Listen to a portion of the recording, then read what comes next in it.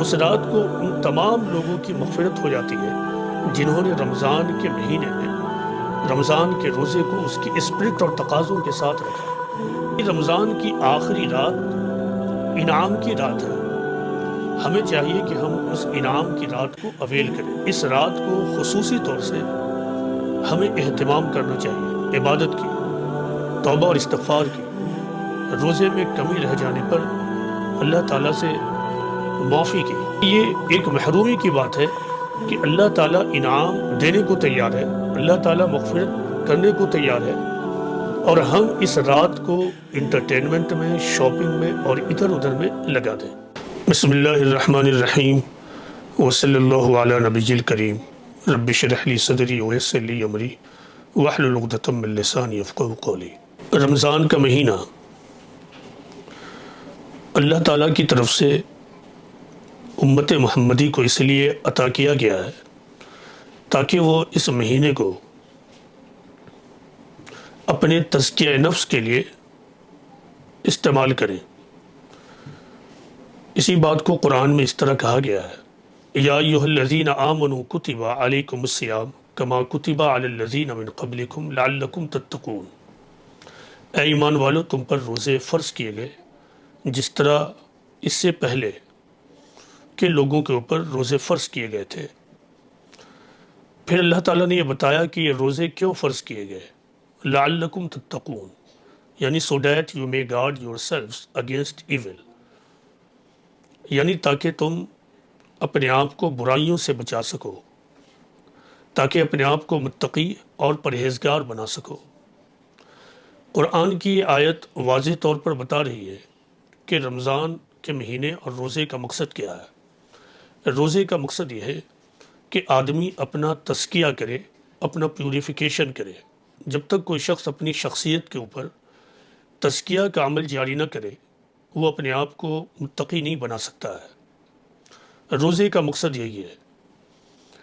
یہ بات خوب اچھی طرح جاننا چاہیے کہ رمضان اور رمضان کا روزہ یہ کوئی محض ریچولسٹک منتھ یا ریچولسٹک پریکٹس نہیں ہے، بلکہ یہ ایک اینول ٹریننگ کورس ہے، یعنی سالانہ تربیتی کورس۔ اور کسی کورس سے کسی شخص کو اسی وقت فائدہ پہنچ سکتا ہے جب وہ اس کورس کو مکمل معنوں میں اویل کرے، جب وہ اس کورس کے تمام تقاضوں کو پورا کرے۔ جو شخص روزے کے مہینے میں روزہ رکھے لیکن روزے کے باوجود وہ روزے کے تقاضوں کو پورا نہ کر سکے، تو قرآن اور حدیث سے یہ معلوم ہوتا ہے کہ ایسے آدمی کو رمضان اور روزے کے عمل سے بھی کچھ بھی نہیں ملے گا۔ یہی بات حدیث رسول میں اس طرح کہا گیا ہے کہ کم من صائم لیس لہ من صیامہ الا الظمأ وکم من قائم لیس لہ من قیامہ الا السہر۔ پیغمبر اسلام محمد صلی اللہ علیہ وسلم کہتے ہیں کہ تم میں سے بہت سارے روزے دار ایسے ہیں جن کو ان کے روزے سے بھوک اور پیاس کے علاوہ کچھ بھی نہیں ملتا۔ اسی طرح تم میں سے بہت سارے قیام لیل کرنے والے ایسے ہیں جن کو ان کے قیام سے، یعنی راتوں کی عبادت سے، رات میں جاگنے کے علاوہ کچھ بھی نہیں ملتا۔ تو یہ حدیث رسول صاف طور سے بتا رہی ہے کہ محض روزہ رکھ لینا یا راتوں میں نماز کے لیے کھڑے ہو جانا کافی نہیں ہے، بلکہ آدمی روزے کے تقاضے کو پورا کرے۔ قیام یعنی راتوں کی عبادت کے جو تقاضے ہیں اس کو پورا کرے۔ دیکھیے، تمام اسلامی عبادات کا ایک فارم ہے اور ایک اس کی روح ہے۔ ٹھیک اسی طرح جیسے انسان بنیادی طور سے دو چیزوں کے مجموعے کا نام ہے، ایک جسم اور ایک روح، اسی طرح اسلامی عبادات کے بھی دو بنیادی اجزاء ہیں، ایک اس کی شکل، فارم، اور دوسری اس کی روح۔ شکل کے اعتبار سے روزہ یہ ہے کہ آدمی سحری کے وقت سحری کھائے اور اس کے بعد شام افطار کے وقت تک بالکل بھوکا اور پیاسا رہے، یہ روزے کی شکل ہے۔ اسی طرح نماز کی شکل یہ ہے کہ آدمی قیام کے لیے کھڑا ہو جائے، نیت کو باندھ لے، ہاتھوں کو باندھ لے، اور پھر کھڑے ہو کر قرآن کی کچھ آیتوں کو پڑھے، اور پھر رکوع اور سجود کرے، اور پھر سلام پھیر کر نماز سے باہر ہو جائے۔ تو یہ نماز کی شکل ہے۔ جس طرح انسان کے جسم سے اگر روح کو نکال لیا جائے تو جسم کو صرف اور صرف ایک زندہ لاش کہتے ہیں، ٹھیک اسی طرح اگر روزے میں اس کی روح شامل نہ ہو، نماز میں اس کی روح شامل نہ ہو، تو ایک انسان کا روزہ اور اس کی نماز ایک کھوکھلی عبادت بن کر رہ جاتی ہے۔ روزے کی روح کیا ہے؟ روزے کی روح تقوی ہے، روزے کی روح اللہ کا ڈر ہے، روزے کی روح پرہیزگارانہ زندگی کا حصول ہے، روزے کی روح تزکیہ نفس ہے، پیوریفیکیشن آف سول۔ روزے کی روح یہ ہے کہ آدمی رمضان کے مہینے میں اپنا محاسبہ کرے اور اللہ سے یہ عہد کرے کہ وہ غیر رمضان میں اسی طرح پرہیزگارانہ زندگی گزارے گا جس طرح وہ رمضان کے مہینے میں پرہیزگارانہ زندگی گزار رہا تھا۔ قرآن اور حدیث اس معاملے میں بہت زیادہ واضح ہیں کہ روزے کا مقصد کیا ہے، روزے کی روح کا مطلب، روزے کا مقصد۔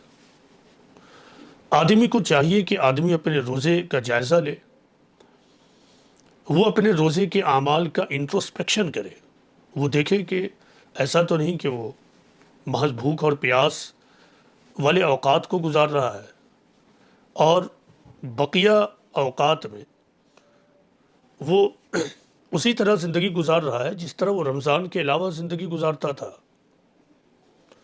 ایسے تمام لوگوں کو اپنے روزے کا جائزہ لینا چاہیے۔ رمضان کے حوالے سے ایک حدیث رسول اس طرح ہے کہ رمضان کی آخری رات میں روزے داروں کو بخش دیا جاتا ہے، ان کی مغفرت کر دی جاتی ہے۔ پوچھا گیا کہ اے اللہ کے رسول، کیا اس سے مراد شب قدر ہے، لیلۃ القدر ہے؟ پیغمبر اسلام نے کہا کہ نہیں، جب عمل کرنے والے عمل کر لیتے ہیں تو پھر ان کو ان کے عمل کا پورا بدلہ دے دیا جاتا ہے۔ اس حدیث رسول کا مطلب یہ ہے کہ امت محمدی کا کوئی فرد جب روزے کو اس کے تمام تقاضوں کے ساتھ رکھتا ہے تو پھر رمضان کے آخری دن میں یعنی 29 یا 30 کی رات کو مغفرت کی رات ہوتی ہے۔ اس رات کو ان تمام لوگوں کی مغفرت ہو جاتی ہے جنہوں نے رمضان کے مہینے میں رمضان کے روزے کو اس کی اسپرٹ اور تقاضوں کے ساتھ رکھا۔ حدیث رسول میں اس رات کو لیلۃ الجائزہ بھی کہا گیا ہے۔ لیلۃ الجائزہ یعنی نائٹ آف ریوارڈ، انعام کی رات، یعنی رمضان کی آخری رات انعام کی رات ہے۔ ہمیں چاہیے کہ ہم اس انعام کی رات کو اویل کریں۔ حدیثوں کے مطالعہ سے معلوم ہوتا ہے کہ اس رات کو خصوصی طور سے ہمیں اہتمام کرنا چاہیے، عبادت کی، توبہ اور استغفار کی، روزے میں کمی رہ جانے پر اللہ تعالیٰ سے معافی کی۔ لیکن انفارچونیٹلی امت میں جو نیو ٹرینڈ جاری ہو گیا ہے وہ یہ ہے کہ پورے مہینے شاپنگ کا ایک کلچر ہے، سڑکوں پر بھیڑ ہوتی ہے، اور 29 تاریخ کو یعنی عید کی شب کو بھیڑ میں مزید اضافہ ہو جاتا ہے۔ تمام کے تمام لوگ سڑکوں پر چلے آتے ہیں، شاپنگ کرنے میں مصروف رہتے ہیں۔ یہ بلا شبہ اسلامی اسپرٹ اور اسلامی کلچر کے خلاف ہے، بلکہ یہ ایک محرومی کی بات ہے کہ اللہ تعالیٰ انعام دینے کو تیار ہے، اللہ تعالیٰ مغفرت کرنے کو تیار ہے، اور ہم اس رات کو انٹرٹینمنٹ میں، شاپنگ میں اور ادھر ادھر میں لگا دیں۔ ہمیں چاہیے کہ ہم اس رات کا اہتمام کریں، یعنی لیلۃ الجائزہ کا، نائٹ آف ریوارڈ کا ہم اہتمام کریں اور اللہ تعالیٰ سے توبہ کریں، اللہ تعالیٰ کی مغفرت چاہیں۔ اللہ تعالیٰ ہم تمام لوگوں کو یہ توفیق دے کہ ہم رمضان کی آخری راتوں کو ضائع نہ کریں اور اس رات میں عبادت اور دعا میں اپنے وقت کو لگائیں۔ اللہ تعالیٰ تمام ایسے مسلمانوں کو جنہوں نے رمضان کے مہینے کو اس کے تقاضوں کے ساتھ گزارنے کی کوشش کی، روزے کو اس کی اسپرٹ کے ساتھ رکھنے کی کوشش میں لگے رہیں، اللہ تعالیٰ ان کی مغفرت فرمائے، اللہ تعالیٰ ہم تمام لوگوں کی مغفرت فرمائے۔ وما علینا الا البلاغ المبین۔